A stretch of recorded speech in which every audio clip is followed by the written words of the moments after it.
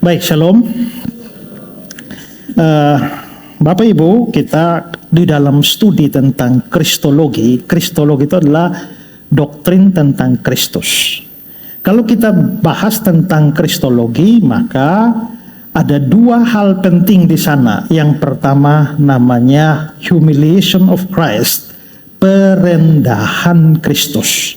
Lalu yang kedua exaltation of Christ, pemuliaan Kristus.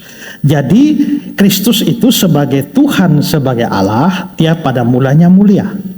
Tapi dia mengalami perendahan sedemikian rupa. Dan setelah perendahan itu dia mengalami pemuliaan. Nah, perendahan dan pemuliaan itu sebenarnya nampak di dalam pengakuan iman rasuli yang kita omong setiap minggu itu. Coba pikirkan, dilahirkan, dia kan dari atas sana kan. Lalu dilahirkan dari anak darah Maria, turun jadi manusia, menderita di bawah pemerintahan Pontius Pilatus, turun, disalibkan, turun, mati, dikuburkan, turun ke dalam kerajaan maut. Jadi waktu itu dari atas turun. Nah, setelah perendahan sedemikian rupa, kembali pada pemuliaan. Pemuliaan itu dimulai dari kapan? Dibangkitkan pada hari yang ketiga. Naik ke surga, duduk di sebelah kanan Allah Bapa, dan akan datang sebagai hakim seluruh dunia. Jadi ini adalah perendahan Kristus, ini adalah pemuliaan Kristus. Nah, jadi sebenarnya waktu kita merayakan kebangkitan kemarin, kita sudah merayakan pemuliaan, tahap pertama dari pemuliaan.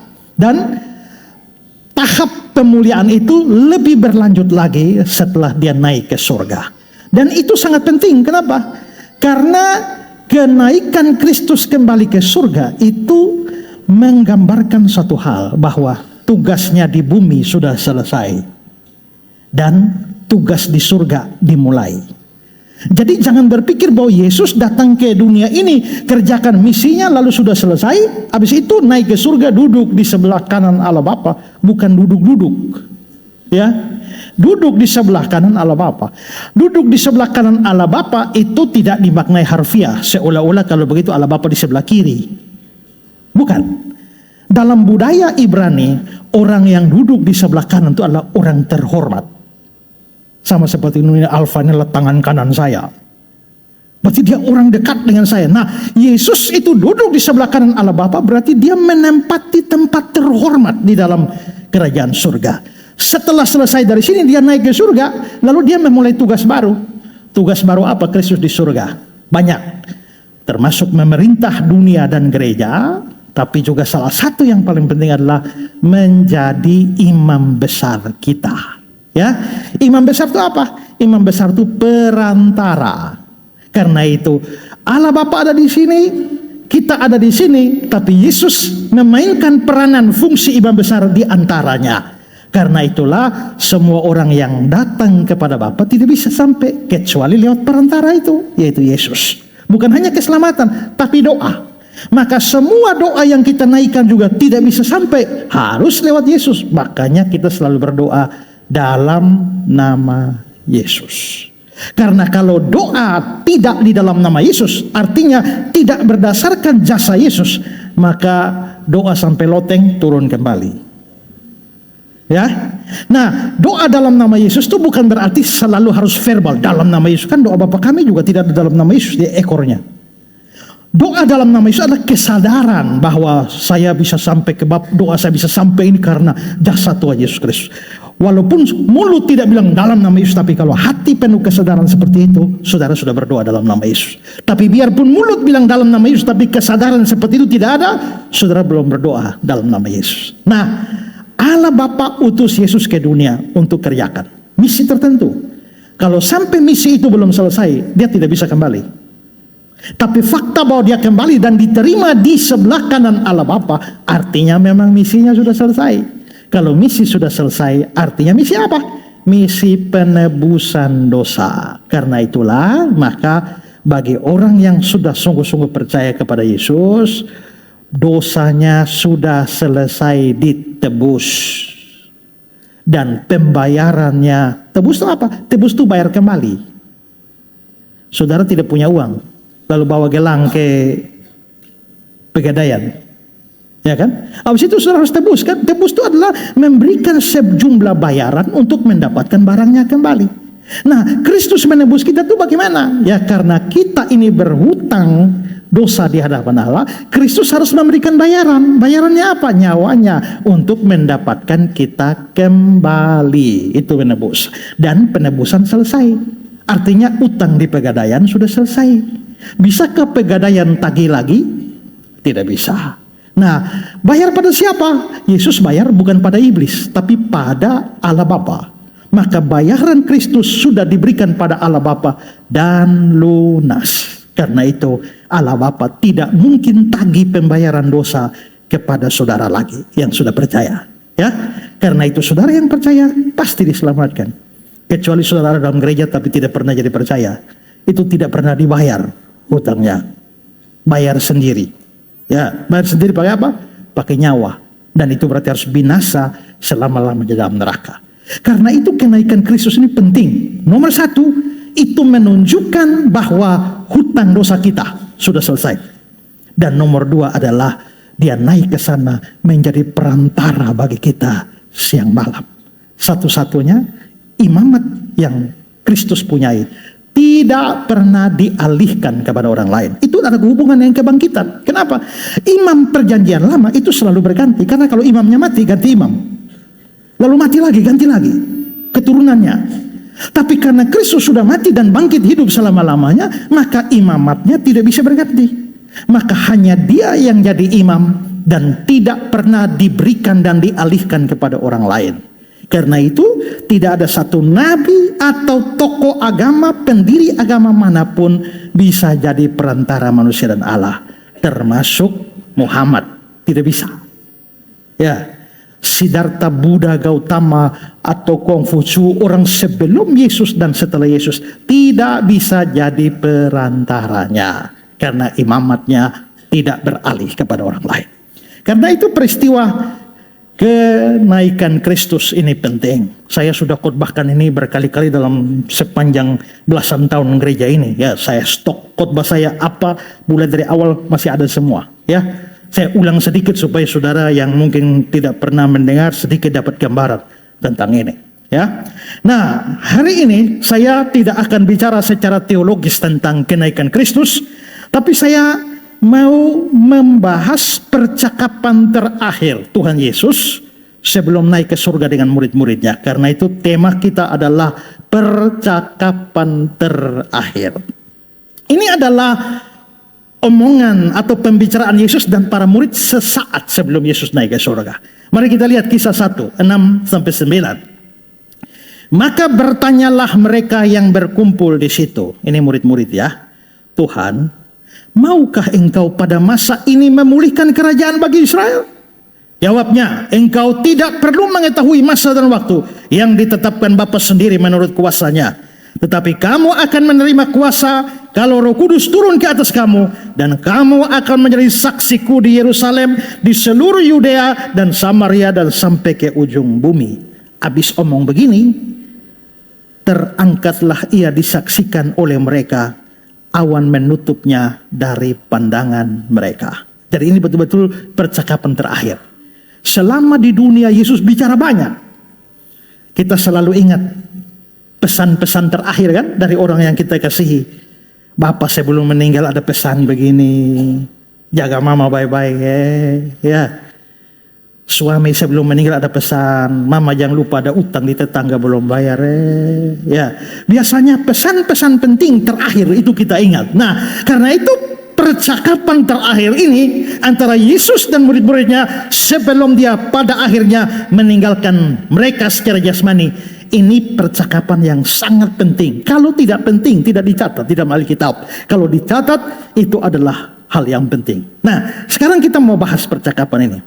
Pertama, mari kita lihat pertanyaan dan permintaan para murid. Ayat 6. Maka bertanyalah mereka yang berkumpul di situ, Tuhan, maukah engkau pada masa ini memulihkan kerajaan bagi Israel? Ini mereka omong apa? Mereka membicarakan apa? Dan mengapa minta seperti ini? Nah, saudara, untuk bisa memahami mengapa mereka bertanya dan meminta seperti ini, kita harus memahami latar belakang pemikiran seorang Israel, seorang Yahudi. Nah, sekarang saya mau cerita latar belakangnya.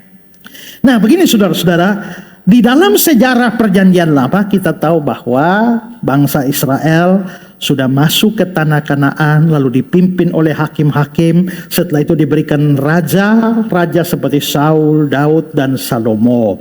Lalu saudara-saudara, setelah Salomo mati karena kejatuhan Salomo yang kompromi dengan penyembahan berhala istri-istrinya, maka sebagai akibatnya Tuhan lalu memberikan semacam hajaran dengan membuat kerajaan Israel yang bersatu 12 suku itu menjadi pecah bagi dua setelah kematian Salomo, sehingga muncullah dua kerajaan. Kerajaan pertama namanya Kerajaan Utara, tetap memakai nama Israel dengan ibu kota Samaria. 10 suku ada di sini. Lalu kerajaan kedua itu di sebelah selatan memakai nama Yehuda. Karena ada dua suku di sini, suku Yehuda dan suku Benyamin. Tapi karena suku Benyamin terlalu kecil, yang menonjol adalah Yehuda, maka dia pakai nama Yehuda. Jadi ada Israel, ada Yehuda, dan ibu kotanya adalah Yerusalem. Maka bait Allah itu ada di kerajaan ini. Nah, saudara perlu paham ini karena begini, kalau saudara baca sebelum kehancuran kerajaan, begitu Alkitab bilang Israel, pasti semua. Tapi setelah kehancuran kerajaan, begitu dibilang Israel, itu bukan lagi yang ini saja, yang 10 ini. Sedangkan yang satu ini adalah Yehuda. Ya. Nah, setelah dua kerajaan ini berjalan, mereka akhirnya kadang-kadang perang di antara mereka, dinasti-dinasti muncul. Tapi satu kesamaan dari mereka adalah mereka terlalu rawan dengan penyembahan berhala. Sedikit-sedikit jatuh pada penyembahan berhala, sedikit-sedikit jatuh pada penyembahan berhala. Tuhan lalu murka pada mereka. Karena itu Tuhan memakai bangsa-bangsa kafir untuk menghabisi, menghajar, menghancurkan mereka. Dimulai lebih dulu dengan kerajaan utara yang Israel ini, yaitu ini terjadi pada tahun 722 sebelum Masehi. Datanglah orang-orang Asyur, Raja Salmaneser dan Sargon. Itu datang, lalu mereka menghancurkan kerajaan ini. Pada waktu itu kerajaan Israel ini sudah berdiri 209 tahun. Jadi setelah mereka berdiri 209 tahun, akhirnya dihancurkan oleh kerajaan Asyur. Lalu dibuang kemana-mana, diserahkan ke berbagai macam wilayah kekuasaan Asyur. Sementara itu kerajaan Yehuda ini tidak belajar dari pengalaman saudara-saudaranya, sehingga dia juga jatuh. Karena itu Tuhan kirim bangsa Babel di bawah Raja Nebukadnezar datang menaklukkan bangsa itu setelah kerajaan itu berdiri 345 tahun. Kalau yang tadi satu hanya 209, yang ini 345 tahun. Tapi dia akhirnya runtuh setelah 3 kali penyerangan dari Nebukadnezar. Akhirnya puncaknya tahun 586. Itu kota Yerusalem dihancurkan, bait Allah dirobohkan, dibakar, semua perkakas bait Allah itu dibawa ke Babel sana. Dan habislah bangsa Israel, dibuang kemana-mana, dan mayoritas dibuang ke Babelonia. Waktu penghancuran pertama dibuang separuh, itulah makanya Daniel, Sadrak, Mesak, Abednego itu dibuang ke sana. Ya. Nah, lalu yang kedua, lalu yang ketiga. Nah, itu kira-kira sejarahnya. Sekarang abaikan yang Israel, kita fokus kepada yang Yehuda. Mereka dibuang ke Babel, ya. Dan bait Allah sudah dihancurkan, tapi setelah mereka cukup lama, puluhan tahun, sekitar 70 tahun di Babel itulah mereka menderita karena ingat kampung halaman, ingat kerajaan, ingat Yerusalem. Maka mereka sering menangis di tepian sungai-sungai Babylon. Makanya lagu By the Rivers of Babylon, itu menggambarkan suasana hati mereka. Ya. Lalu akhirnya pada tahun 539 sebelum Masehi, tiba-tiba muncul sebuah kerajaan baru, namanya Kerajaan Persia. Gabungan dua kerajaan. Satu Persia paling besar, yang satu ini adalah Media. Media gabung Persia, tapi karena Media itu cukup lemah, kecil, maka tenggelam di bawah Persia. Aslinya namanya Media Persia, tapi akhirnya lebih disebut sebagai Persia. Sama seperti Yehuda dan Benyamin, tapi lebih disebut sebagai Yehuda. Datanglah rajanya yang namanya Raja Sirus, atau di Alkitab namanya Raja Kores. Pada waktu itu Nebukadnezar sudah tidak ada, ya, ganti kepada anaknya Nabonidus. Tapi Nabonidus ini tidak suka pimpin kerajaan, suka cari harta karun. Maka dia jalan-jalan kemana-mana, tapi dia percayakan tahta Babilonia di bawah anaknya, jadi cucunya Nebukadnezar yang namanya Belsasar, yang diceritakan dalam kitab Daniel. Sementara Belsasar lagi pesta-pesta, itulah tulisan di tangan itu, di tembok itu, Mene tekel overseen. Waktu itu Raja Kores sudah kepung. Dan akhirnya malam itu juga Raja Kores itu menaklukkan Babel. Nah, setelah menaklukkan Babel, Babel itu terlalu besar.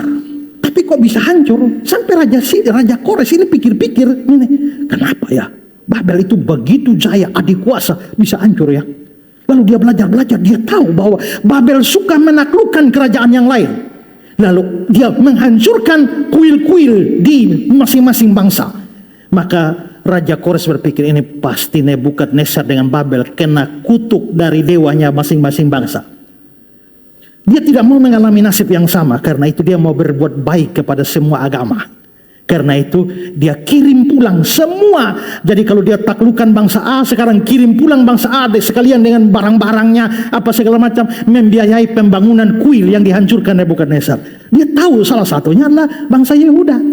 Karena itulah dia kirim pulang bangsa Yehuda ke tanah air. Ya, pada waktu itu dipimpin oleh Zerubabel, rombongan pertama. Rombongan kedua itu adalah Ezra, dan rombongan ketiga Nehemia.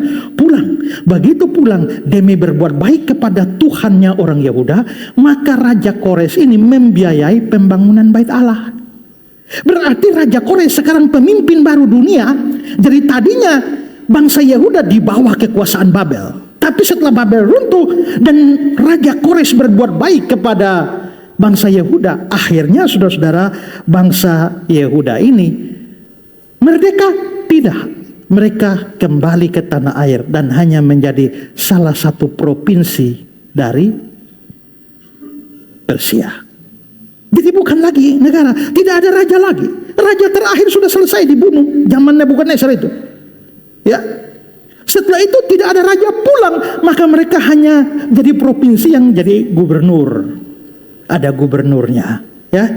Nah, itu terus berlangsung di bawah. Jadi akhirnya tadi bosnya Babel, sekarang sudah pindah bosnya Persia. Nah, lalu tahun 331, ya. 331 itu muncul lagi sebuah kerajaan besar. Persia itu ada di timur. Kalau Persia sekarang ini Iran, ya. Babel itu Irak. Nah, sementara Persia hebat-hebatnya di timur, tiba-tiba muncul sebuah kerajaan lain di barat. Di bawah raja, anak dari Raja Makedonia yang namanya Alexander, yang kemudian disebut sebagai Alexander the Great, Alexander Agung. Mulai tumbuh di situ di Yunani. Lalu Persia itu mengembangkan sayap ke barat. Tapi Yunani yang baru muncul itu menyebarkan sayap ke timur. Nah, karena dua kerajaan ini saling menyebar, maka terjadi bentrok yang tak bisa dielakkan. Dan saudara bisa lihat cerita perang itu, perang hebat antara Persia dan Yunani itu. Saudara lihat khotbah saya, penakluk dari Yunani. Nah, itu saya ceritakan bahkan teknik perangnya Alexander seperti apa. Tapi intinya adalah akhirnya Persia hancur. Ya, waktu itu dipimpin oleh Raja Darius. Dan saudara-saudara, kalau raja-raja yang kita baca di Alkitab, ada Darius, ada Raja Artasasta, yang di dalam kitab Ezra, kitab Nehemia, kitab Esther, Ahasiweros, itu semua raja Persia. Nah, karena Yunani bergerak ke timur, maka tidak terelakkan akhirnya terjadi perang. Dan Darius takluk, sehingga akhirnya seluruh Persia dikuasai Yunani. Karena seluruh Persia dikuasai Yunani, maka termasuk Yehuda pindah bos lagi. Jadi tadi Babel, lalu pindah ke Persia, sekarang pindah Yunani lagi. Yunani berkuasa dengan sangat hebat, terutama proyek Helenisasinya. Alexander merencanakan supaya seluruh dunia diyunanikan. Maka lagunya Yunani, filsafatnya Yunani, pakaiannya Yunani, bahasa yang Yunani, arsitekturnya Yunani, semua serba Yunani. Karena itulah mengapa perjanjian baru kita ditulis dalam bahasa Yunani. Karena itu bahasa internasional. Kalau pakai bahasa lain, Yesus hari-hari tidak bicara bahasa Yunani. Yesus hari-hari bicara bahasa Aram, bahasa ibunya. Tapi supaya Injil itu menyebar, tulislah dalam bahasa Yunani. Karena pengaruh Yunani begitu besar. Alexander mendirikan pusat pendidikan terbesar di dunia. Itu di Alexandria, Mesir. Itu kota pendidikan. Dia dirikan kota itu, makanya nama kota itu disebut Alexandria. Sampai hari ini masih ada kotanya. Ya, ada perpustakaan terbesar di dunia ada di situ. Sialnya, waktu Islam menaklukkan Alexandria, mereka bakar itu perpustakaan. Ya, sampai sekarang kita tidak punya warisan Alexander lagi di sana. Tapi gara-gara itu akhirnya orang Yehuda itu lagi bos baru, yaitu bos Yunani. Nah, jadi saudara-saudara, kita bisa lihat sejarahnya, dia pindah lagi. Nah, Alexander ini mati muda. Umur 33 tahun mati. Belum punya anak. Karena belum punya anak, tahta kerajaan ini begitu besar. Nanti anaknya diduga baru lahir setelah dia mati.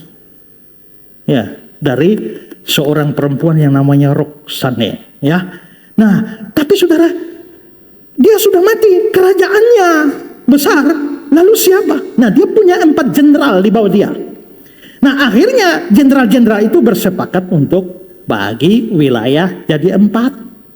Tapi rupanya pembagian seperti itu tidak membereskan masalah. Mereka berempat ini selalu perang-perang merebut wilayah satu sama lain. Ya, dan 2 yang paling gigih di dalam peperangan itu adalah dinasti Ptolemy. Itu salah satu jenderalnya namanya Ptolemy. Dinasti Ptolemy yang berasal dari Mesir. Dia berkuasa di Mesir. Dan selanjutnya ada satu yang namanya Seleukus. Seleukus ini di Syria. Jadi Ptolemy Mesir dengan Seleukid Syria. Mereka berdua nih perang terus. Bukan hanya mereka berdua, sampai anak-anaknya perang, cucu-cucunya perang. Perang ratusan tahun ya, berganti. Jadi saudara-saudara, kita bisa lihat bahwa sekarang gini. Ini Ptolemy dari Mesir, Seleukid. Mesir di sini, Syria di sini. Yehuda di mana? Di tengah. Ini sama seperti 2 gajah bertempur, ada biawak di tengah. Maka begitu Ptolemy menang, Yehuda pindah di bawah kekuasaan Mesir.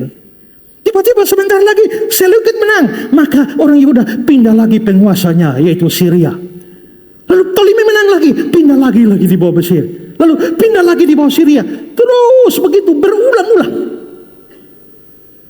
Sampai pada tahun 167 sebelum Masehi, ketika di bawah kepemimpinan Syria itulah, ketika yang berkuasa adalah salah satu keturunan ya Seleukid, yaitu Antiochus Epiphanes. Nah, dia bikin masalah terlalu banyak dan akhirnya memicu pemberontakan dari orang Yahudi, yaitu dari keluarga Makabe.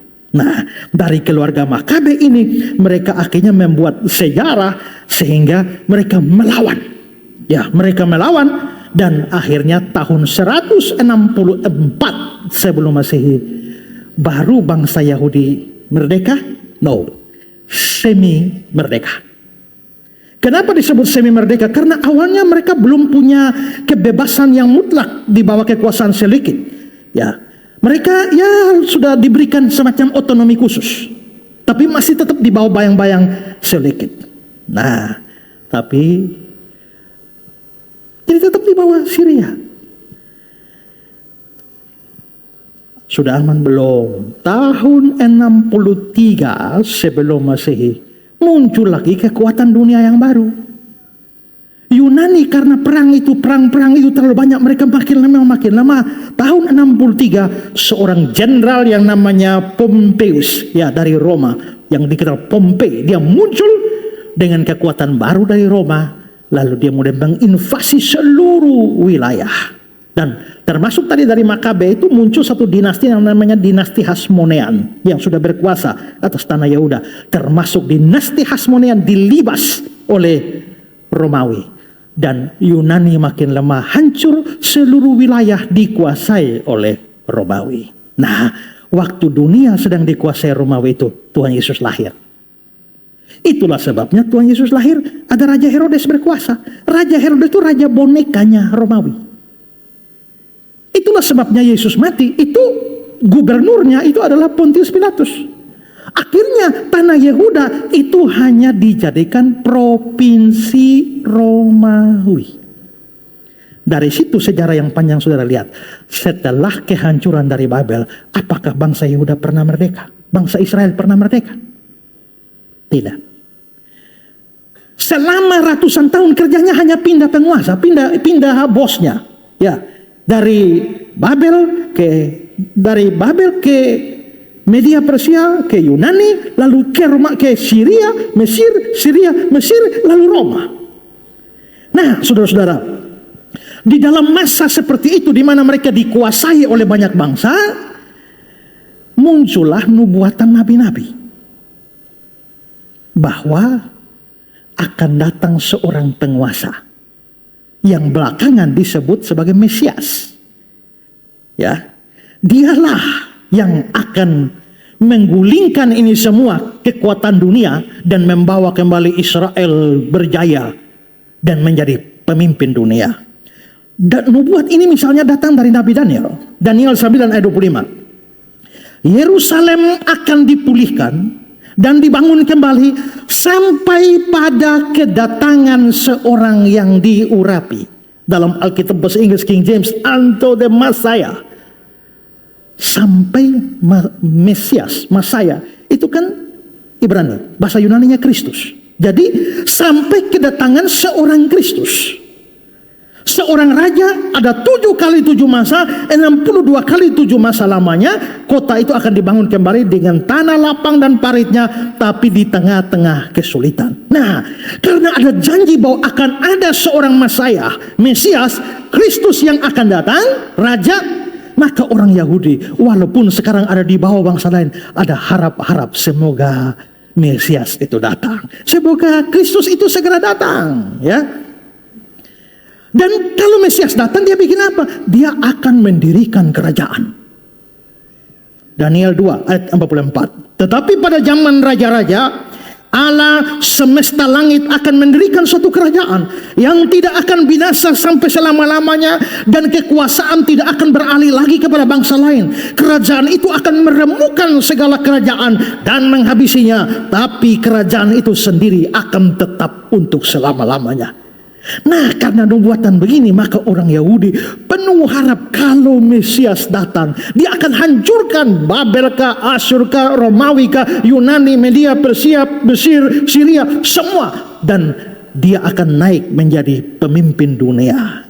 Karena itu orang Yahudi punya namanya harapan mesianik.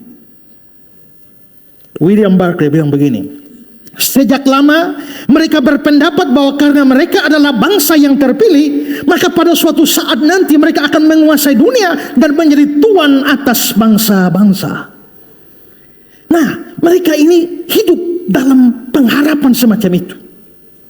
Karena itu saudara, Mesias ini akan datang jadi raja, hancurkan penguasa dunia, bikin kerajaan baru, lalu selama-lamanya. Siapa Mesias itu? Itulah yang dinanti-nantikan. Karena itu mereka selalu waspada. Bukan waspada.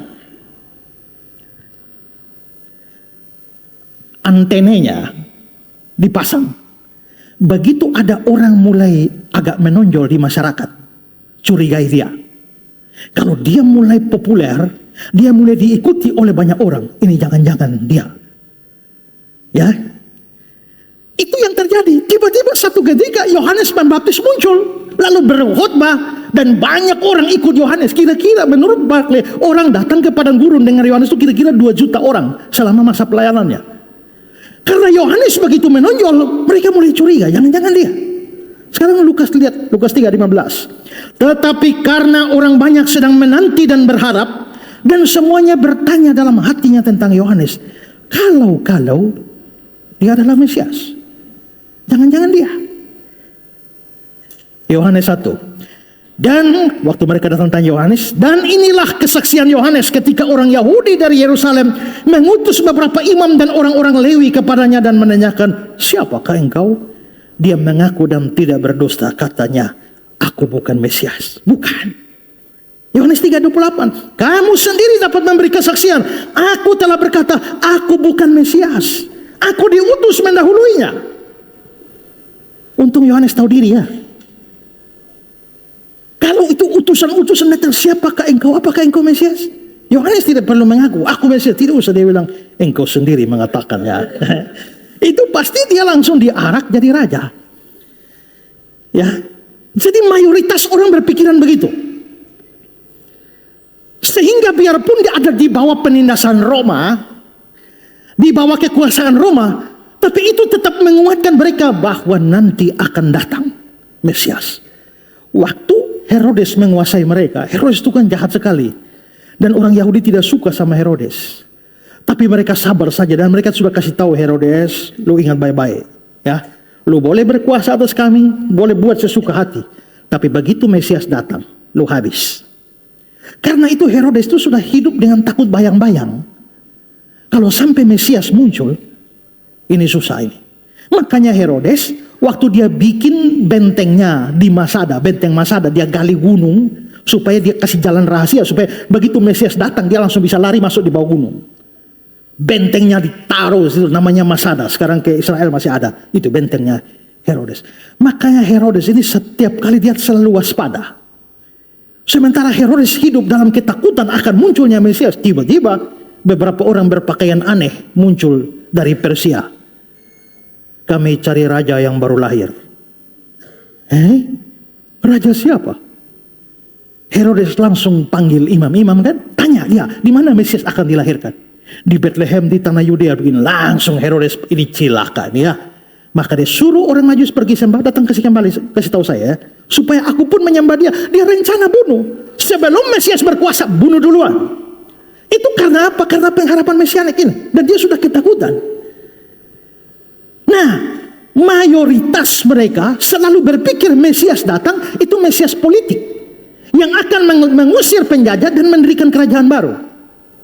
Hanya ada kelompok minor yang melihat Mesiasnya bukan begitu. Itu Mesias rohani. Kelompok minor ini termasuk adalah Simeon. Makanya begitu Simeon menggendong Yesus, lalu dibilang, Tuhan sekarang ambil nyawaku karena mataku telah melihat keselamatan. Tapi mayoritas melihat Mesias politik. Jangan kira itu hanya pandangan segelintir orang. Itu pandangan mayoritas. Semua boleh dikatakan, kecuali kelompok minor, semua meyakini bahwa Mesias akan usir Romawi. Bahkan orang seperti Yohanes Pembaptis yang tadi dengan jelas aku mendahului dia. Yohanes ini kan ditangkap, masuk penjara oleh Herodes Antipas. Tapi dia kan berharap bahwa Mesias itu, kalau betul Mesias itu Yesus, mestinya melakukan gerakan. Tapi alih-alih melakukan gerakan politik, Yesus hanya urus orang sakit, orang lapar, orang buta. Makanya Yohanes di penjara. Kok ini Mesias tidak bergerak-bergerak? Jangan sampai saya salah duga. Jangan sampai Mesias itu bukan Yesus. Karena itu Yohanes Pembaptis sampai utus murid-muridnya. Matius 11. Setelah Yesus selesai berpesan kepada ke-12 muridnya, pergilah ia dari sana untuk mengajar dan beritakan Injil. Aneh ya, kok Mesias kok ngajar beritakan Injil? Harusnya bukan urusannya. Urusannya adalah pemberontakan, revolusi. Di dalam penjara, Yohanes mendengar tentang pekerjaan Kristus. Apa itu? Mengajar dan beritakan Injil itu. Lalu dia menyuruh murid-murid bertanya, engkaukah yang akan datang itu? Atau haruskah kami menantikan orang lain? Dan kata lain, lu tuh Mesias kok? Atau jangan sampai kita susah menilai. Jangan sampai masih ada lagi yang perlu ditunggu. Yesus menjawab mereka, pergilah katakan pada Yohanes, apa yang kamu dengar kamu lihat. Orang buta melihat, orang lumpuh berjalan, orang kusta jadi tahir, orang tuli mendengar, orang mati dibangkitkan, kepada orang miskin diberitakan kabar baik. Berbahagialah orang yang tidak menjadi kecewa dan menolak aku. Kenapa Yesus ngomong begini? Karena kalau baca dengan teliti di perjanjian lama, ada tanda Mesias datang itu akan bikin orang tuli mendengar, orang buta melihat, orang timpang berjalan. Ada begitu. Nah, saudara bayangkan bahwa Yesus ternyata meraup begitu banyak pengikut di mana-mana. Apalagi ketika orang lapar dia bikin mujizat. 5 roti 2 ikan untuk ribuan orang. Orang sakit dia sembuhkan. Mereka sudah berpikir, ini tokoh yang mana lagi yang bisa lakukan begini. Makanya mereka bilang, kalau Mesias muncul, dia bisa lakukan seperti orang ini. Nah, kalau begitu Yesus itu Mesias. Kalau dia Mesias, tunggu apa lagi? Langsung nobatkan dia jadi raja. Yohanes 6 ayat 15. Karena Yesus tahu bahwa mereka hendak datang dan hendak membawa dia dengan paksa untuk menjadikan dia raja, dia menyingkir ke gunung. Kenapa mereka mau paksa? Karena mereka yakin ini dia Mesias nih. Langsung nobatkan jadi raja. Nah, saudara coba bayangkan, kalau Yesus dinobatkan jadi raja, kira-kira ada yang mau bunuh mati dia? Ada yang menyalibkan dia? Tidak mungkin. Dan kalau dia tidak jadi disalib, maka dosa tidak ditebus, semua kita masuk neraka. Itulah sebabnya Yesus harus menghindar. Dan Yesus tahan. Jangan dulu cerita-cerita. Dia ngomong ke orang-orang, jangan dulu sebarkan bahwa saya Mesias. Matius 16 ayat 20. Lalu Yesus melarang murid-muridnya supaya jangan memberitahu kepada siapapun bahwa dia Mesias. Jangan dulu. Karena kalau sudah tersebar lalu gerakan massa angkat dia jadi raja, itu repot nanti. Padahal dia harus dibunuh mati oleh massa.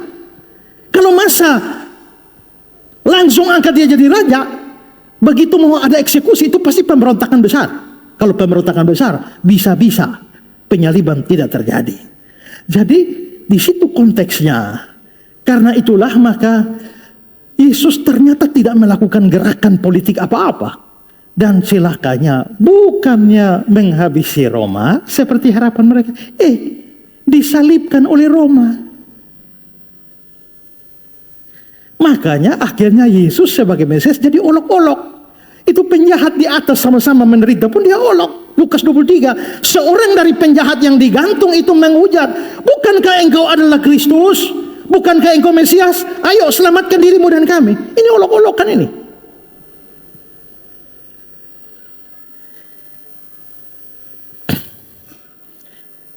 Sekarang lihat Yohanes 7. Dan lihatlah dia berbicara dengan leluasa, dan mereka tidak mengatakan apa-apa kepadanya. Lalu mereka bilang, mungkinkah pemimpin kita benar-benar sudah tahu bahwa dia adalah Kristus? Mungkin? Ingat ya, Kristus beda dengan Yesus ya. Kristus itu artinya yang dijanjikan, yang diurapi itu. Yesus, jadi kalau kita tanya, apakah orang Yahudi percaya Kristus? Percaya. Tapi apakah Yesus dari Nazaret itu adalah Kristus? Bukan. Ya, supaya saudara jangan bingung. Kristus dengan Yesus beda. Jadi Kristus itu bisa siapa saja. Tapi Kristus yang dijanjikan itu siapa? Orang Yahudi menantikan Kristus, percaya Kristus. Tapi bukan Yesus dari Nazaret itu. Orang Kristen lagi dia itu, Yesus dari Nazaret itu. Makanya ditanya, mungkinkah pemimpin kita benar-benar sudah tahu bahwa dia adalah Kristus? Tapi di antara orang banyak itu ada yang percaya kepadanya dan mereka berkata, apabila Kristus datang, mungkinkah dia mengadakan lebih banyak mujizat daripada yang diadakan oleh dia ini? Jadi rupanya massa itu sudah mulai berdebat tentang siapa dia. Ya, Yohanes 12. Dan apabila aku ditinggikan dari bumi, aku akan menarik semua orang datang padaku. Ini dikatakannya untuk menyatakan bagaimana caranya dia akan mati. Lalu jawab orang banyak, kami telah mendengar dari hukum Taurat bahwa Mesias tetap hidup selama-lamanya.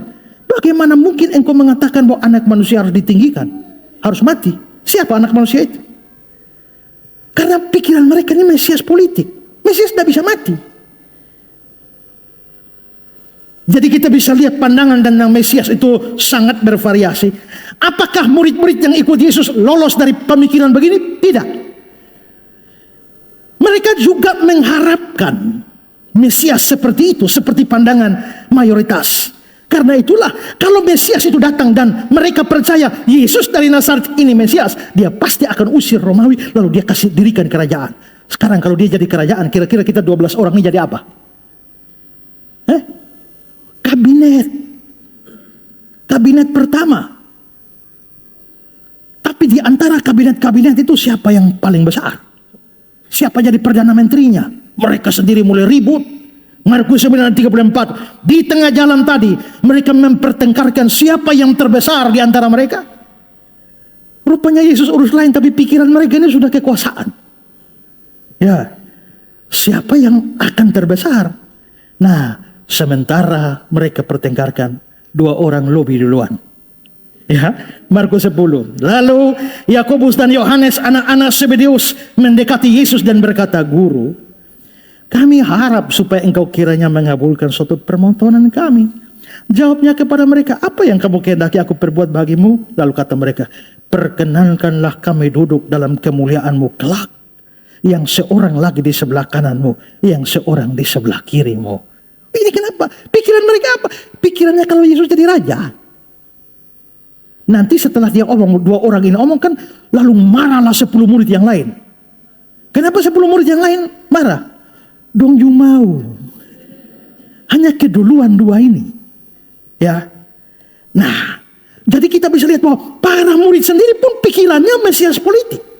Mesias yang akan mendirikan kerajaan Israel baru dan usir semua penjajah. Dan dalam konsep semacam ini, ide tentang Mesias yang menderita dan mati itu tidak bisa nongol di pikiran mereka. Tidak bisa. Itulah sebabnya waktu Yesus bicara bahwa setelah Petrus jawab pertanyaan Yesus, "Siapakah aku ini?" "Engkau Mesias, anak Allah yang hidup." Lalu Yesus bicara, coba pasal 16. Matius, "Maka jawab Simon, engkau adalah Mesias, anak Allah yang hidup." Setelah itu ayat 21. Sejak waktu itu Yesus mulai menyatakan kepada murid-muridnya bahwa dia harus pergi ke Yerusalem dan menanggung banyak penderitaan dari pihak tua-tua, imam-imam kepala, ahli-ahli Taurat, lalu dibunuh dan dibangkitkan pada hari ketiga. Mesias, baru habis mengakui dia Mesias, dia bicara soal kematian. Mana Mesias mati? Ayat 22, tapi Petrus menarik Yesus ke samping dan menegur dia, katanya, "Tuhan, kiranya Allah menjauhkan hal itu. Hal itu sekali-kali tidak menimpa engkau." Ya, ini Petrus ini sok tahu ini ya. Nah, tapi kenapa dia bisa bilang begitu? Ya lagi-lagi karena pikiran Mesias politik tidak memungkinkan ide tentang penderitaan Mesias dan kematiannya. Jadi boleh dibilang selama 3 tahun ikut Yesus, otak mereka tetap otak politik. Pikiran mereka tetap, mereka memang ikut Kristus, tapi Kristus politik yang ada di dalam pikiran mereka. Karena itu mereka sukar untuk menerima kenyataan bahwa ternyata Mesias itu benar-benar mati. Begitu Mesias mati, Kristus mati, disalibkan, alih-alih mengusir Roma, ini malah dihancurkan oleh Roma. Alih-alih usir Roma, ini disalibkan secara hina oleh Roma. Begitu Mesiasnya mereka disalibkan, habis sudah harapan mereka. Harapan mereka itu hancur, muncul dalam percakapan 2 murid yang jalan ke Emmaus. Lukas 24:21. "Padahal kami dahulu mengharapkan bahwa dialah yang datang untuk membebaskan bangsa Israel. Kami harap begitu, tapi itu ternyata sudah mati." Hancurlah mimpi Mesias politik. Sekian lama kita ikut dia, jadi musuh banyak orang. Tidak apa-apa, korban semua. Yang penting dia jadi raja, kita ikut mulia. Sekarang dia sudah mati. Cilaka kita. Maka mereka masuk di dalam ruang tertutup, kunci semua, bahkan sampai hari Minggu pagi. Tiba-tiba Yesus bangkit. Begitu Yesus bangkit, mereka sukacita karena Yesus bangkit. Habis itu Yesus selama 40 hari menampakkan diri. Dan saudara tahu apa penting selama 40 hari itu Yesus bicarakan. Pertama, dia buktikan dia bangkit. Tapi berita utama dia pada waktu penampakan diri itu apa? Kisah 1 ayat 3. Sebab selama 40 hari dia berulang-ulang menampakkan diri dan berbicara kepada mereka tentang kerajaan. Omong kerajaan lagi. Lalu mereka pikir, Oh iya ya, jangan-jangan setelah bangkit dari antara orang mati ini baru dia mau dirikan kerajaan. Iya kan? Nah sekarang coba bayangkan, maut saja dia kalahkan, apalagi Roma. Oh ini kayaknya telah tiba saatnya. Yesus ajak mereka keliling-keliling. Mau naik ke surga. Naik ke surga terus kerajaan kapan? Pada momen terakhir itu muncul ayat 6. Maka bertanyalah mereka yang berkumpul di situ, Tuhan, maukah engkau pada masa ini memulihkan kerajaan bagi Israel? Ini kesempatan terakhir nih. Ini kalau tidak omong ini lolos. Itulah sebabnya pertanyaan ini muncul. Hanya satu kalimat sepotong yang saya sudah jelaskan berapa menit ini, ya. Tapi saudara harus tahu latar belakangnya. Oh makanya mereka seperti itu. Dengan kata lain, Tuhan ini kesempatan terakhir. Segeralah, pulihkanlah. Sebelum naik ke surga, kalahkan Roma. Dan berkuasalah atas dunia ini. Dari sini saudara kita bisa lihat ya. Mereka ikut Tuhan selama 3 tahun. Tapi pikiran tentang Moses politik tidak pernah benar-benar hilang dari pikiran mereka. Bahkan sampai saat-saat terakhir mereka akan berpisah dengan dia. Teologi yang lama tetap melekat dalam pikiran mereka. Sekarang mari kita lihat yang kedua, jawaban Yesus. Yesus bilang apa kepada mereka? Ayat 7 dan 8. Yesus bilang, engkau tidak perlu mengetahui masa dan waktu yang ditetapkan Bapa sendiri menurut kuasanya. Tapi kamu akan menerima kuasa kalau Roh Kudus turun ke atas kamu. Kamu akan menjadi saksiku di Yerusalem dan di seluruh Yudea dan Samaria sampai ke ujung bumi. Maksudnya bagaimana? Kalimat ini harus dipahami sebagai respon dan jawaban terhadap pertanyaan mereka. Karena itu sekarang saya jelaskan satu persatu kata-kata Yesus. Mulai kita kalimat pertama, ayat 7. Engkau tidak perlu mengetahui masa dan waktu yang ditetapkan Bapa sendiri menurut kuasanya. Saudara, dari kata-kata Yesus ini, ada kata-kata masa dan waktu yang ditetapkan Bapa sendiri menurut kuasanya. Itu berarti Yesus tidak menolak bahwa ada realitas pemulihan. Bahwa memang Israel akan dipulihkan. Yesus tidak persoalkan itu. Yang dipersoalkan adalah waktu dan masanya. Dengan kata lain Yesus mau berkata, memang pemulihan kerajaan bagi Israel akan terjadi. Sebagaimana masa dan waktu yang telah ditetapkan oleh Bapa. Akan tetapi kamu tidak perlu tahu masa dan waktunya. Kata waktu di sini itu menggunakan kata Yunani kronos yang mengacu kepada durasi atau periode waktu yang panjang seperti tahun, abad, zaman.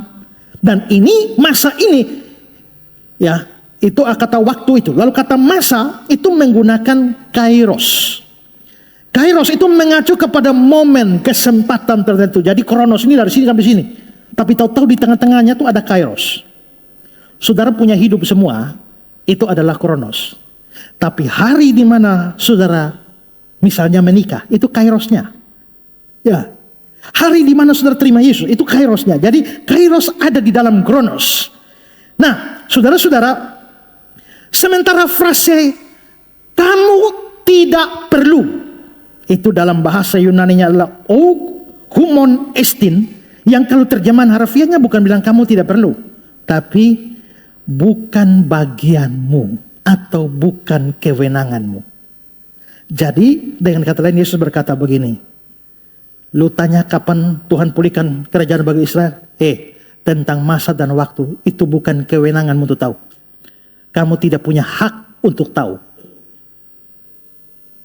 Jadi terjemahan yang lebih tepat bukan kamu tidak perlu tahu, itu terlalu lemah maknanya. Maka saudara lihat Kisah 1 ayat 7 itu di dalam terjemahan ayat dia berkata, bukanlah bagianmu untuk mengetahui tentang waktu dan masa. Dalam MILT dikatakan bukan hakmu untuk mengetahui. Matthew Paul berkata, juru selamat kita menyalahkan keingintahuan mereka akan hal-hal yang tidak perlu diketahui. Jadi memang akan ada pemulihan bagi Israel, tapi soal waktunya bukan urusan lu lah. Nah, setelah dia menyatakan itu, sekarang kalimat selanjutnya ayat 8. Tetapi kamu akan menerima kuasa kalau Roh Kudus turun ke atas kamu, dan kamu akan menjadi saksiku di Yerusalem, di seluruh Yudea, Samaria, dan sampai ujung bumi. Ini ayat terkenal. Nats pembimbing kita tadi. Banyak orang mengutip ayat ini untuk mendorong pemberitaan Injil. Itu benar. Tapi banyak orang tidak memahami hubungannya ini dengan pertanyaan murid-murid itu apa. Ini yang mau saya jelaskan. Pasti ada hubungan. Kenapa? Karena pembukaannya tetapi. Ada kata sambungnya, Allah dalam bahasa Yunaninya. Artinya menunjukkan kontras langsung. Jadi pertanyaan murid-murid begini, permintaannya begini, pulihkan kerajaan bagi Israel, tapi Yesus mengkontraskannya dengan kamu akan menerima kuasa kalau Roh Kudus turun ke atas kamu, dan seterusnya. Jadi sebenarnya jawaban Yesus dalam ayat 8 ini untuk mengkantar mereka, untuk mengoreksi mereka, untuk mengalihkan fokus mereka. Bagaimana? Oke.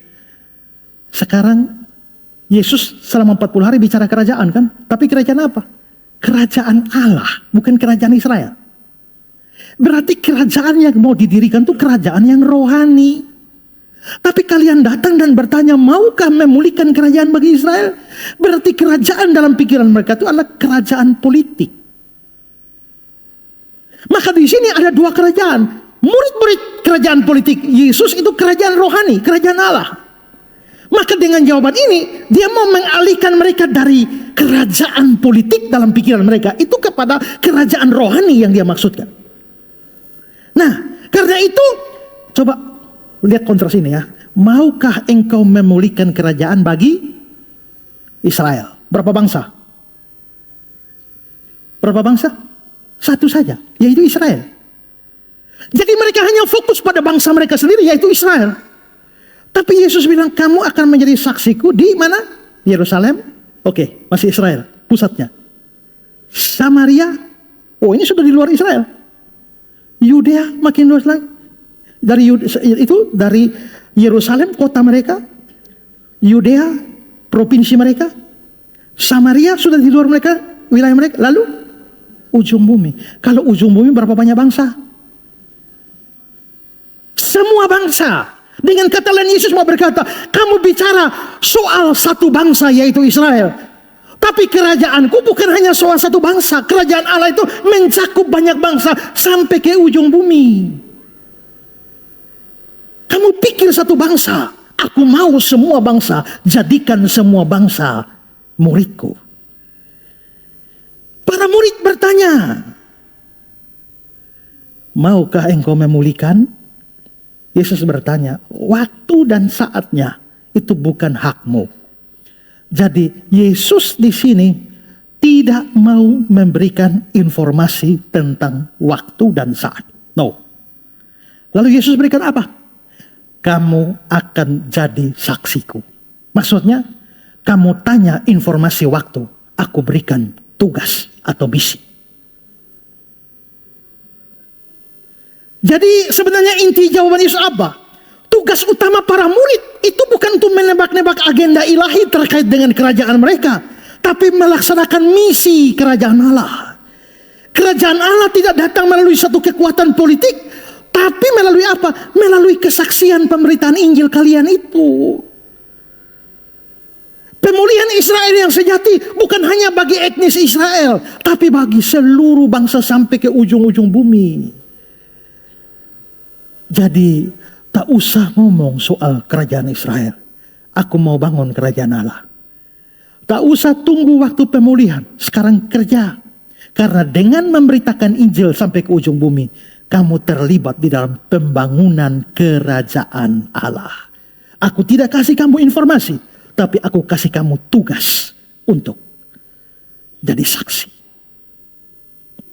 Itu hubungannya. Paham ya? Ayatnya sudah selesai dijelaskan. Amin. Sekarang yang ketiga. Sekarang mari kita tarik beberapa pelajaran rohani di sini. Apa sih dari sini pelajaran rohani yang kita bisa ambil apa? Pertama, pentingnya memurnikan motivasi yang keliru dalam ikut Tuhan. Saudara, kita lihat bahwa murid-murid punya pikiran Mesias politik. Padahal mereka tidur, bangun, makan, jalan kemana saja dengan Kristus. Diajar langsung oleh Kristus dengan guru yang begitu hebat. Tapi ternyata motivasi semua miring. Motivasi yang salah itu sudah dihancurkan dengan kematian. Begitu bangkit, muncul lagi. Maka di sini kita bisa melihat pada percakapan terakhir itu, Yesus sekali lagi perbaiki motivasi mereka.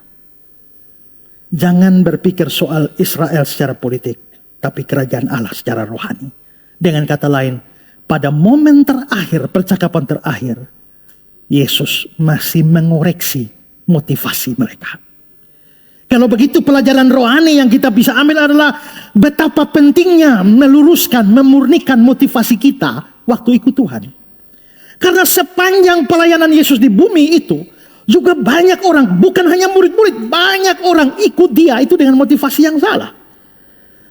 Misalnya dalam Yohanes 6 ayat 26, Yesus menjawab mereka, "Aku berkata kepadamu, sesungguhnya kamu mencari aku bukan karena kamu telah melihat tanda-tanda, melainkan karena kamu telah makan roti dan kamu kenyang." Karena dia baru habis bikin mujizat 5 roti dan 2 ikan. Jadi banyak orang ikut dia gara-gara roti. Hari ini juga banyak orang ikut Tuhan gara-gara roti kan? Coba lihat di dalam Kisah Para Rasul. Ada dikatakan seorang namanya Simon, mantan tukang sihir yang menjadi percaya. Lalu ketika rasul-rasul tumpang tangan dan orang, lihat Kisah 8 ayat 18. Ketika Simon melihat pemberian Roh Kudus terjadi. Dia lihat rasul-rasul kok tumpang tangan, orang terima Roh Kudus. Wow, hebat. Lalu dia menawarkan uang pada mereka. Mau beli itu karunia.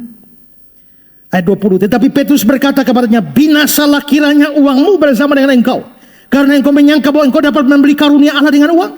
Tidak ada bagian atau hakmu dalam perkara ini. Sebab hatimu tidak lurus di hadapan Allah." Kenapa dia mau beli karunia? Karena bisa jadi kalau dia sampai bisa dapat karunia itu, dia akan pakai untuk menunjukkan betapa hebatnya dia. Dia akan menjadi orang populer yang tumpang-tumpang tangan saja. Orang terima Roh Kudus. Hanya tumpang-tumpang tangan saja orang jatuh. Buka jas, kibas begini roboh semua. Wow, akan hebat. Akan dianggap sebagai manusia setengah dewa. Karena itu dia rela keluarkan uang, beli karunia Allah. Itu berarti kita bisa lihat ada motivasi yang tidak lurus di dalam keinginan untuk menemukan karunia tertentu. Di Kisah Rasul pasal 5 ada cerita tentang Ananias dan Safira, bukan? Mereka dua jual tanah, lalu bawa ke para rasul untuk bagi-bagi kepada jemaat. Ini sudah semua. Ini kita sudah jual 2M, ini uangnya 2M ini. Semua. Dia serahkan 2M, padahal jual 5M. Nah, saudara mau tahu apa yang dia harapkan? Dia mau mengharapkan bahwa ini semua, Ananias dan Safira itu ternyata jual tanah semua dia kasih. Mereka ingin mendapatkan penghormatan dan penghargaan dari jemaat sebagai orang yang begitu murah hati, kasih semua. Tapi pada saat yang bersamaan dia tidak mau untung, makanya dia simpan separuh. Dengan kata lain saudara, waktu dia berikan itu motivasinya apa? Motivasinya pasti tidak lurus, yaitu untuk mendapatkan reputasi pujian dari apa yang dia lakukan. Maka kita bisa lihat di Alkitab ada banyak contoh. Orang ikut Tuhan atau melakukan pelayanan apapun, ada banyak motivasi yang bengkok.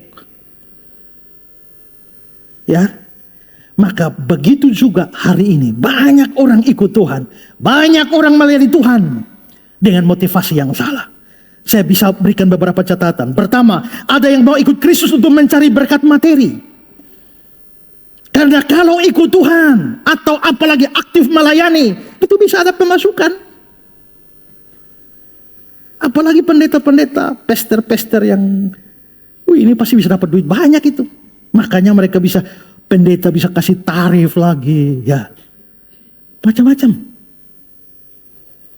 Ada yang melayani, berharap supaya diberkati. Ada yang kasih persembahan, supaya diberkati berlipat kali ganda oleh Tuhan. Itu motivasi dagang dengan Tuhan. Kalau saudara kasih 100.000, Tuhan akan membalas dia 1 juta. Kalau Tuhan saudara kasih 1 juta, Tuhan akan membalasnya 10 juta. Kalau kasih 100 juta, Tuhan kasih 1 M. Mengapa? Lalu dikasih ayat dasar, Lukas 6 ayat 38. Sebab ukuran yang kamu pakai untuk mengukur akan diukurkan kepadamu. Haleluya. Ya. Maka jemaat akhirnya berlomba-lomba kasih. Nah, kasih persembahan supaya apa? Supaya diberkati oleh Tuhan. Itu motif dagang. Kita memberi persembahan bukan karena untuk diberkati, tapi karena kita merasa sudah diberkati. Dan kita mengasihi Tuhan.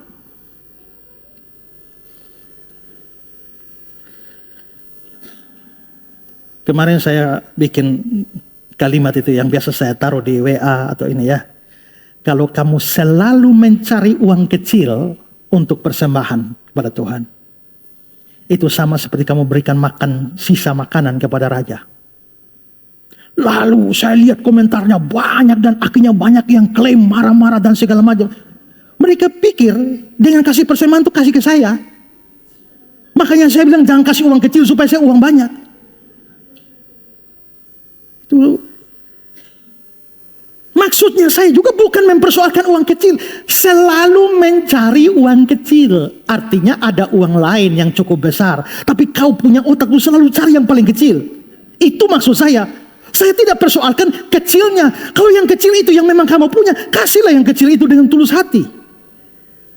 Tapi jangan sampai pemberian kecil itu lahir dari rasa pelit. Uangmu banyak, tapi tiap kali persembahan tukar doi kici. Padahal sebenarnya kamu bisa memberi yang lebih.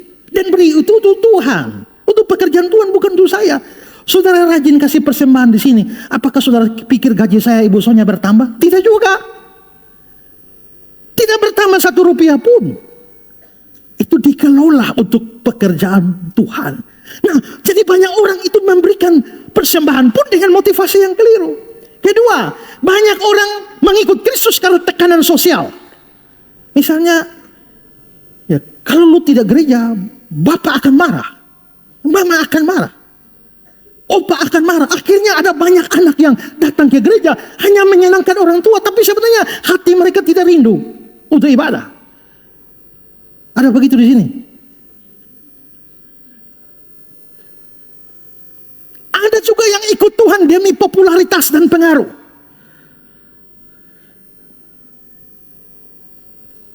Kemarin waktu ribut-ribut tanggapi Pak Gilbert di YouTube, saya juga ikut tanggapi. Tapi saya sadar bahwa banyak orang bisa salah motivasi. Karena itu saya punya satu video khusus. Sebenarnya nanggapi orang di YouTube atau di media sosial itu salah apa tidak? Nah, salah juga. Tapi menentukan salah benar itu adalah motivasi. Mengapa? Karena banyak orang menyerang ajaran pendeta lain bukan karena cinta kebenaran. Tapi dia bisa tahu bahwa ini lagi viral. Kalau saya tembak dia, itu viewernya akan banyak. Dan ujung-ujungnya penghasilannya akan banyak. Mereka sebenarnya tidak peduli kebenaran, tapi peduli keuntungannya. Tapi ada yang meluapkan kebencian. Sekian lama bertunggu-tunggu lu, akhirnya lu tak salah. Lu terima semua. Maka kata-kata penuh dengan kebencian. Penyerangan kepada pribadi, bukan lagi kepada ajaran. Saya juga menanggapi, tapi jaga motivasi. Atau kalau kamu mau jadi populer, tanggapi orang terkenal. Nanti kamu cepat naik daun. Motivasi orang pun banyak seperti itu. Ada yang ikut Kristus karena mau masuk surga, tapi tidak cinta Tuhan. Dia hanya karena takut neraka, kepengen surga, ya sudah ikut Tuhan. Padahal hati yang mencintai Tuhan itu tidak ada. Itu juga motivasi yang salah. Rajin ibadah karena takut neraka, atau rajin ibadah supaya masuk surga, itu juga motivasi salah. Kalau kamu motivasi begitu, tetap akan masuk neraka. Karena hati tidak sungguh-sungguh percaya. Kalau hati sungguh-sungguh percaya, pasti melahirkan rasa cinta sungguh-sungguh kepada Tuhan. Orang kalau seperti itu, dia hanya takut neraka. Dia tidak punya kecintaan pada Tuhan. Maka melayani, memberi persembahan itu semua itu terpaksa saja.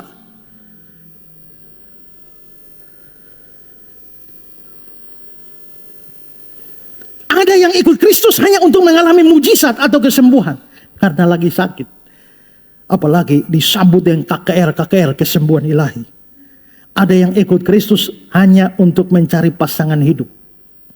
Itu biasanya rajin menemani pacar datang gereja. Kenapa dia datang? Karena pacar datang. Apalagi pacar hari ini jadi singer. Ya, nah, dia rajin ikut. Duduk paling tengah, tapi lurus. Nanti tunggu, begitu putus dia hilang.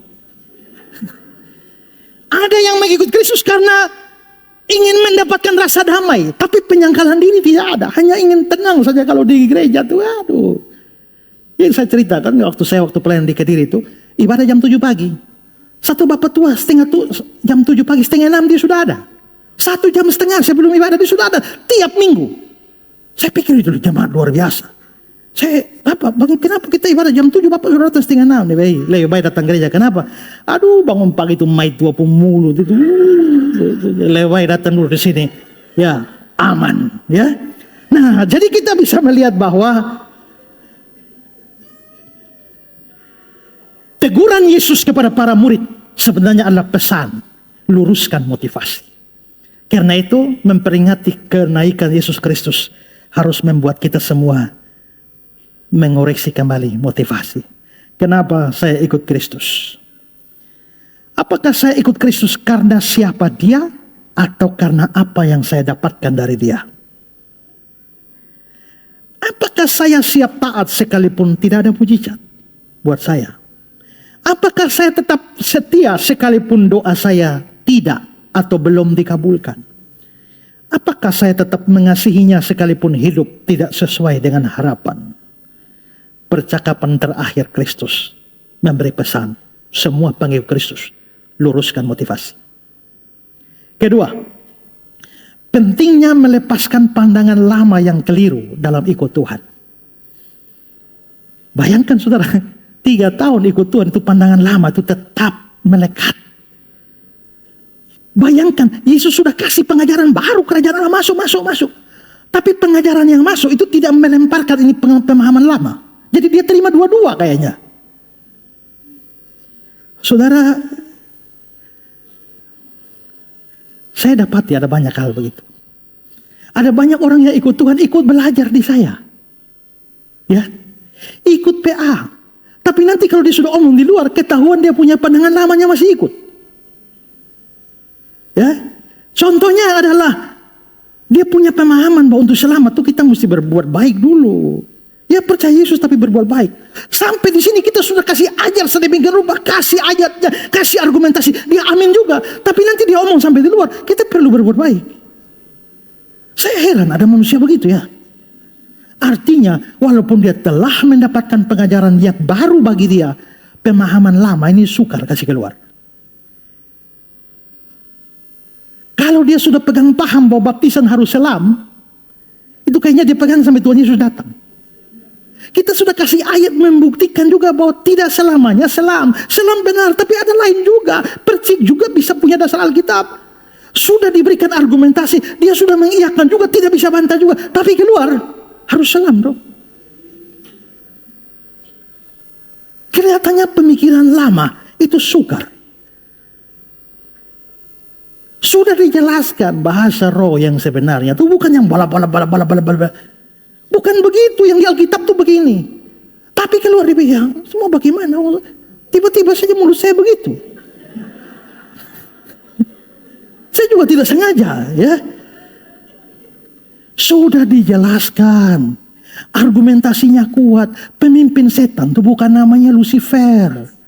Itu salah itu pemahaman yang sudah hampir 2000 tahun, berapa ribu tahun itu ya.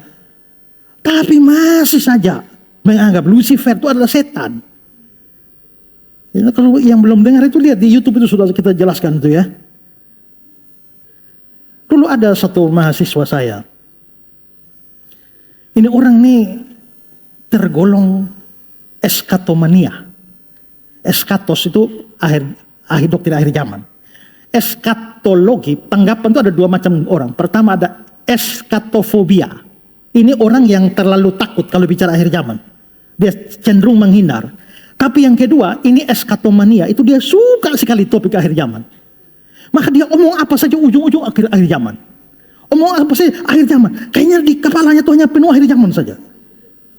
Nah, orang-orang semacam ini kepalanya penuh dengan berbagai macam teori konspirasi. Dan semua hal, begitu dia lihat ada ikat pinggang cap 666, wih antikris. Dia lihat orang punya nomor HP 081 sekian 666, antikris. Semua dicap antikris. Bahkan dia punya kemampuan melihat angka 666 di balik semua simbol-simbol yang ada. Coca-Cola itu ya, tulis Coca-Cola itu dia bisa lihat di C itu model ke 6 kan? Coca-Cola. Coba perhatikan baik-baik. Itu ada C 3 kali model 6, itu 666. Jadi di balik Coca-Cola itu adalah antikris. Semua menemukan antikris di dalam vaksin.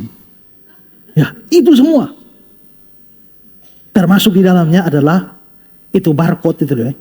Yang ada produk semua, apalagi QRIS yang kita biasa scan-scan untuk sumbangan, itu juga antikris semua. Dan dia pergi kemana khotbah itu selalu begitu, antikris. Tapi dia murid saya sudah kasih luruskan dia, jelaskan, oh ya begitu ya Pak Pendeta ya. Belakangan saya dengar dia khotbah lagi, udang lagi. Ini masuk atau tidak ya? Nah, karena itu coba saudara pikir. Setelah saudara ikut gereja sekian lama dan dapat pelajaran firman yang baik, ada konsep lama yang sebenarnya tidak benar, tapi saudara tetap pegang. Kecintaan pada kebenaran harus membuat kita rela melepaskan konsep lama kita, kalau konsep itu tidak lagi benar atau tidak dipertahankan. Ya, saya bicara ya, gereja kita, GKIN, itu anggaran dasar, anggaran rumah tangganya adalah memegang teologi Wesley Arminian. Artinya warisan teologi John Wesley dipadu dengan Jacobus Arminius, teologi Belanda. Itu kontras langsung dengan Calvinisme. Tapi mungkin satu-satunya GKIN yang Calvinis itu adalah kita. Beda dengan yang lain. Kemarin saya pulang dari Kaban Jahe mampir di Medan. Lalu saya bikin seminar tentang kenaikan Kristus dengan rekan-rekan gereja GKIN di sana. Kumpul banyak. Lalu saya bicara tentang kenaikan Kristus dan kepastian keselamatan. Lalu sampai season bertanya, ada yang bertanya, Pak, setahu saya Bapak berasal dari gereja GKIN yang anggaran dasar, anggaran rumah tangga adalah Wesley Arminian. Tapi kenapa dari omongan Bapak tentang keselamatan tidak bisa hilang? Ini kayaknya lain. Agak lain. Ini ada teman-teman GKIN semua di sini. Saya ini biasa membawa ajaran Calvinis masuk dengan senyap. Karena saudara bayangkan saya khotbah di gereja GBI Goshen, Surabaya, yang itu full bahasa roh. Ya saya menenangkan diri saja tuh, hajar yang penting ini. Tapi saya khotbah tentang providency of God.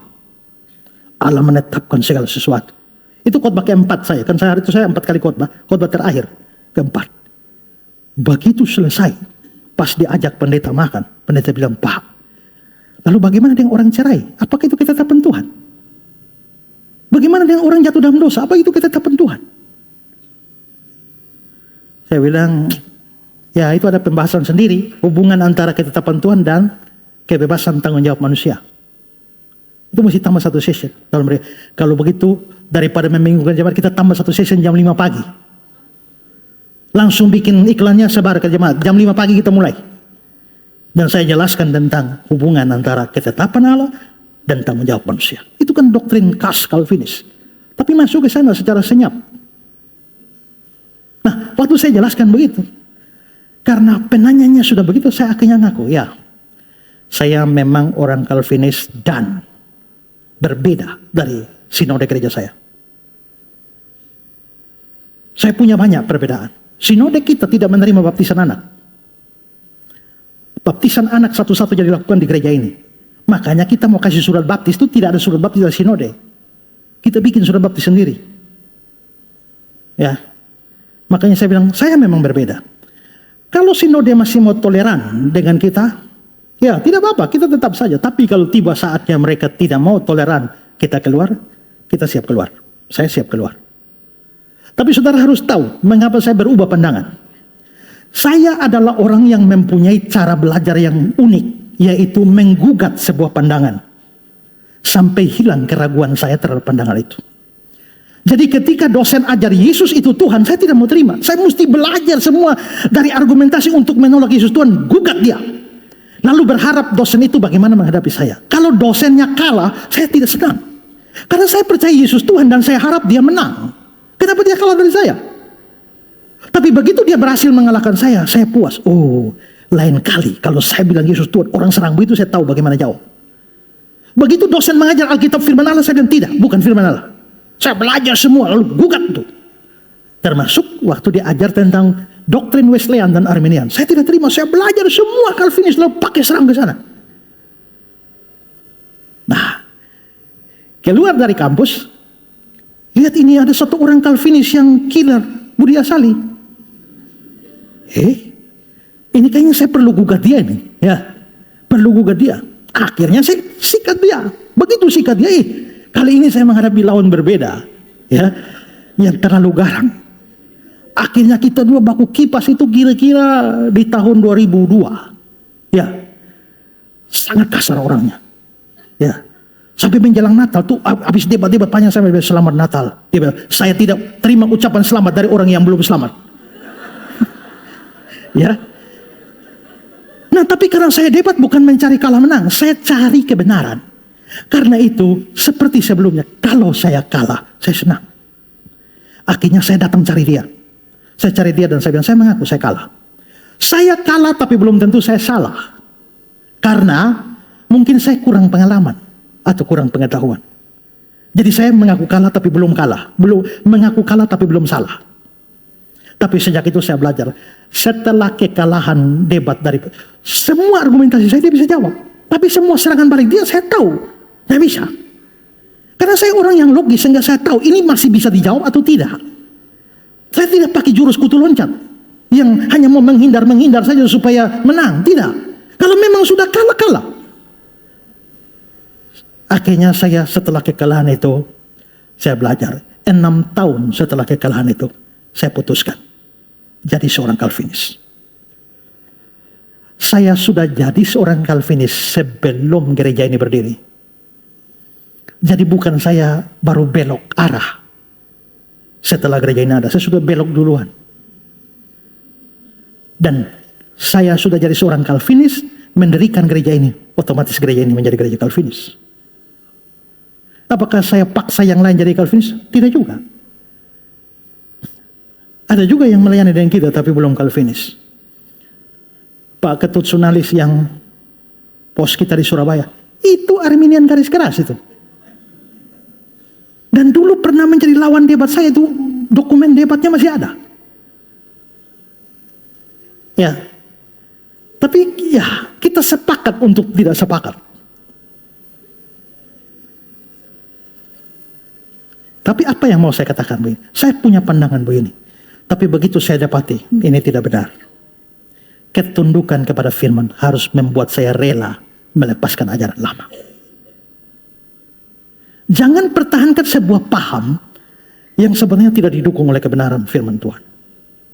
Makanya Paulus bilang Roma 12 ayat 2. Berubahlah oleh pembaharuan budimu. Sehingga kamu dapat membedakan mana kehendak Allah. Apa yang baik, apa yang berkenan dan yang sempurna. Harus berubah. Nah, kalau sudah menemukan kebenaran sejati, baru jangan berubah. Tapi selalu menguji pemahaman kita. Di dalam doktrin akhir zaman, kerajaan 1000 tahun, itu ada 3 macam aliran eskatologi. Pertama namanya premilenialisme, artinya Yesus datang kedua kali dulu, setelah datang baru dia bangun kerajaan 1000 tahun. Yang kedua namanya postmilenialisme, artinya kerajaan 1000 tahun duluan, habis itu baru Yesus datang. Sementara amilenialisme itu mengatakan bahwa kerajaan 1000 tahun itu adalah zaman di antara Yesus naik ke surga dan kedatangan kedua. Jadi sekarang ini kita ada di kerajaan 1000 tahun. Saya pandangan mana? Saya pandangan ketiga. Sementara STII tempat saya mengajar itu pandangan satu. Makanya STI tidak berani kasih saya ngajar eskatologi. Nanti berubah mereka. Ya. Lalu saya ditanya, Bapak pandangan apa? Saya jawab, untuk sementara. Milenialisme. Kenapa saya bilang untuk sementara? Karena nanti kalau ada paham yang mampu menggugurkan argumentasi ini dan dia mampu menjawab serangan saya dan saya yakin itu kebenaran, saya pindah haluan. Gak apa-apa pindah haluan begini, karena ini non fundament. Tapi kalau percaya Yesus Tuhan, tidak mungkin pindah haluan lagi. Kalau pindah haluan jadi mualaf. Ya. Jadi pesan dari kenaikan Yesus adalah harus selalu bisa mengubah pandangan yang salah. Jangan pertahankan yang lama, yang usang. Yang ketiga, pentingnya menyadari keterbatasan dan tidak memaksakan diri mengetahui hal-hal yang jadi rahasia Allah. Memang dia akan pulihkan Israel. Tapi waktu dan saat itu bukan urusanmu. Bukan kewenanganmu. Jadi sebenarnya kita harus sadar bahwa ada hal-hal tertentu yang hanya bisa diketahui oleh Tuhan. Dan kamu tidak punya hak untuk itu. Ulangan 29 ayat 29. Hal-hal tersembunyi ialah bagi Tuhan. Hal-hal yang dinyatakan ialah bagi kita. Bagi kita tuh di mana? Di bawah tuh hukum Taurat, firman Tuhan. Jadi kalau ditulis di dalam firman Tuhan itu bagi kita. Tapi kalau tidak ada di dalam sana, itu memang bukan untuk kita. Ya. Maka kita butuh kerendahan hati untuk mengakui bahwa ada banyak hal yang memang Tuhan tidak mau kasih tahu kita. Jangankan kita, Yesus saja sebagai manusia itu pun tidak tahu hari kiamat kan. Matius 24 ayat 36. Tentang hari dan saat itu tidak seorang pun tahu. Malaikat di surga pun tidak. Anak pun tidak. Makanya tahu-tahu kalau ada orang bersetuan doa kasih tahu Yesus akan datang tanggal sekian. Kayaknya dia lebih hebat dari anak, malaikat. Ya. Nggak perlu tahu. Kenapa? Saya ingat dulu Pak Budi Asali pernah jelaskan. Kenapa Tuhan tidak kasih tahu dia datang kapan? Karena nanti kalau dia sudah kasih tahu kedatangan dia akan terjadi pada 1 Januari tahun 2050. Nanti orang baru bertobat 31 Desember tahun 2049. Tuhan tidak mau begitu. Tuhan mau kita persiapan. Ya. Makanya beliau kuliah di Amerika. Dosen bahasa Yunaninya mengajar. Dia bilang tiap saat bisa ujian. Tidak ada jadwal ujian.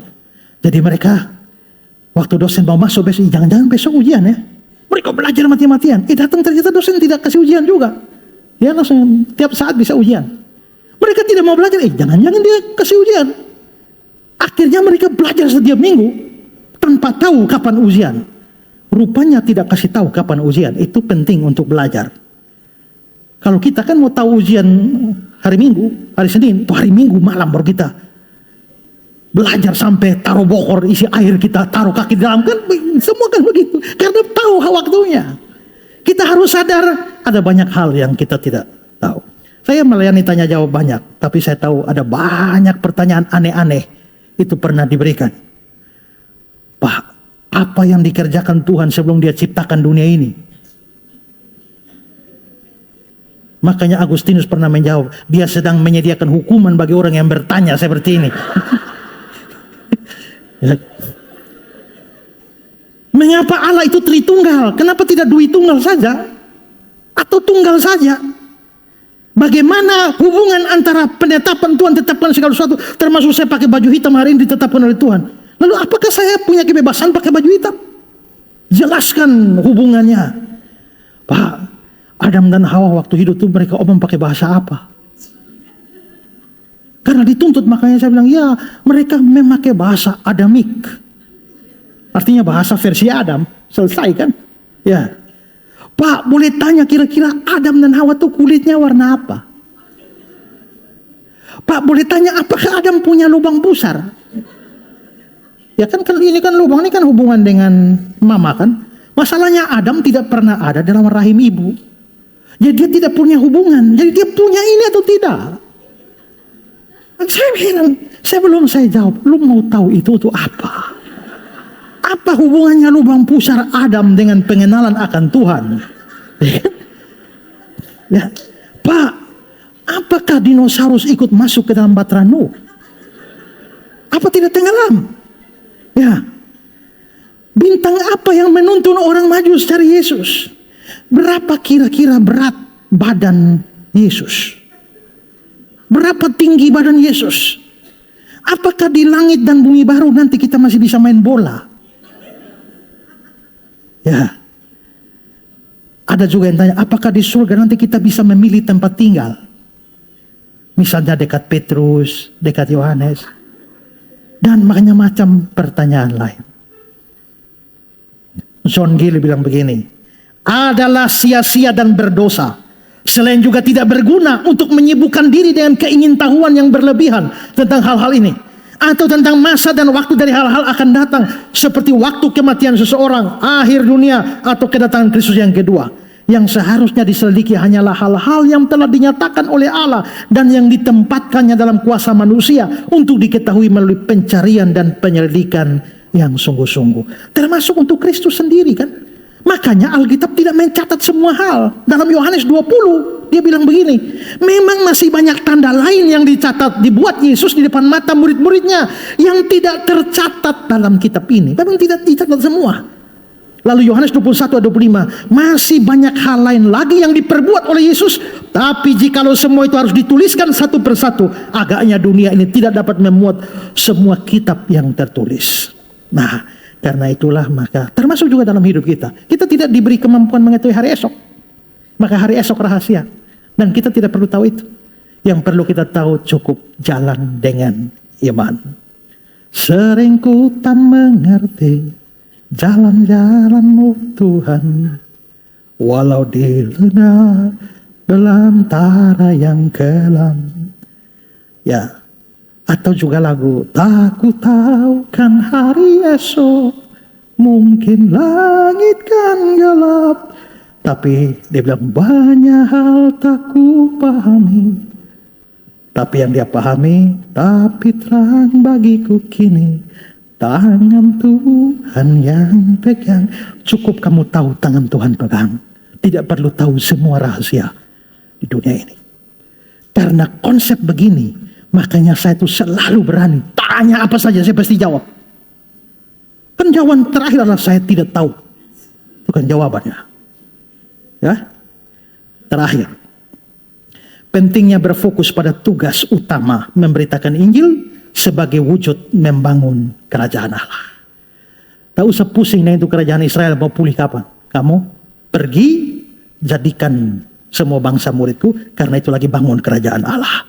Maka kenaikan Kristus ke surga sebenarnya memberi dorongan kepada gereja. Sadar, tugas utama gereja itu memberitakan Injil. Karena itu kalau gereja sudah tidak lagi memberitakan Injil, gereja yang tidak punya alasan untuk tetap ada di dalam dunia ini. Ingat, salah satu pilar gereja kita adalah mengobarkan pemberitaan Injil. Kemarin sore saya dengan teman-teman di sini, dan saya bicara pada mereka, tolong. Semua jemaat mesti sadar. Mungkin banyak yang mengeluh, baru mau datang gereja kalau Pak Esra ada. Kalau Pak Esra tidak ada, tidak mau datang. Kamu ingat baik-baik, semua yang baik, Injil pengajaran sudah saya berikan kepadamu. Tapi ada begitu banyak orang di luar yang ngerti Injil saja tidak. Saya melepaskan jabatan saya sebagai gembala dipegang oleh Ibu Sonia, supaya saya bisa pergi dan memberitakan Injil kepada orang banyak. Jangan egois dengan menahan saya di sini. Ya.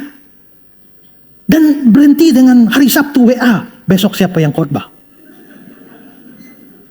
Kalau saudara memang dukung pelayanan saya, dukung gereja ini, tetap harus datang. Tidak peduli siapa yang khotbah. Teman-teman ini khotbah juga bagus. Ya. Mungkin karena melihat perbandingan dengan saya, tapi jangan melihat seperti itu. Saya pergi dan beritakan Injil di mana-mana, dan itu adalah sebuah persembahan dari GKI Revival untuk gereja yang lain yang tidak pernah dapat Injil. Sama, saudara ikut saya di YouTube, di mana-mana selalu saya penginjilan. Karena banyak orang hanya datang saja di gereja dan tidak tahu Injil macam apa itu. Kalau saudara mau dukung, tetap hadir di sini. Karena itu mengganggu saya ketika saya dengar bahwa kalau kakak tidak ada, sepi. Tidak semua harus sadar hal ini.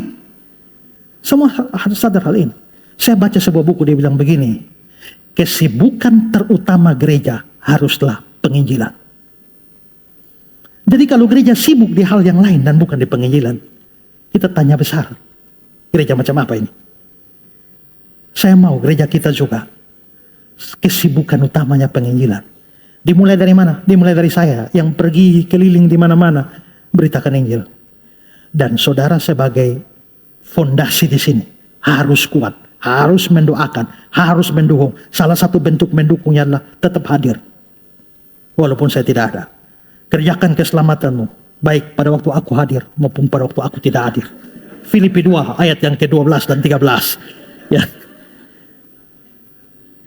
Nah, memberitakan Injil itu penting. Kenapa? Pertama, karena memberitakan Injil adalah jalan Tuhan membangun kerajaannya. Itu penting karena Injil adalah kuasa Allah untuk menyelamatkan manusia. Dan ketiga, karena kesaksian Injil adalah tugas yang Yesus percayakan langsung kepada gereja. Karena itu, marilah dengan merayakan kenaikan Kristus ke surga, membakar api kita, api misi dalam hati, untuk terus memberitakan Injil kepada dunia ini. Tuhan Yesus memberkati kita. Amin. Tuhan, terima kasih kami sudah belajar banyak hal hari ini. Ajar kami memurnikan motivasi kami. Ajar kami untuk rela melepaskan pandangan-pandangan yang lama, yang tidak alkitabiah. Ajar kami untuk rendah hati mengakui ada banyak hal memang bukan untuk kami ketahui. Cukup kami percaya dan beriman dan berjalan bersama Tuhan. Dan biarlah tolong kami semua dan gereja ini supaya terus bernyala-nyala untuk pemberitaan Injil. Terima kasih Tuhan untuk firman-Mu. Dalam nama Yesus kami berdoa. Amin.